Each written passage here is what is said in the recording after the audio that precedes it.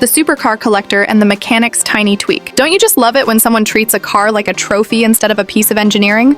My friend Jax is a master mechanic who specializes in vintage Italian engines. He's usually covered in grease and wearing a faded shop shirt. Last Saturday, he was at a local Cars and Coffee event when a guy named Vegas Vic rolled in. Vic was driving a pristine, $1 million 1990s supercar, revving the engine like he was on a starting grid. Vic jumped out, wearing a $1,000 tracksuit, and started telling a crowd of teenagers that the car was a factory original racing prototype he'd personally tuned to gain an extra 50 horsepower. He was bragging about the custom fuel injection he'd designed himself. Jax walked over, listened to the idol for 5 seconds, and frowned. "It's a gorgeous car, Vic, but that's not a prototype. The VIN plate in the window shows it's a standard production model from 1994. And that tuning?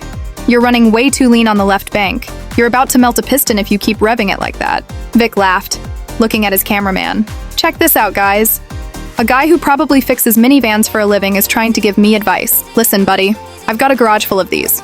I know every bolt on this chassis. Why don't you go find a flat tire to change and leave the exotics to the professionals?" The crowd oohed, but Jax just reached into his pocket and pulled out a small, specialized vacuum gauge. "If you really tuned this, your intake pressure should be at 18 pounds per square inch.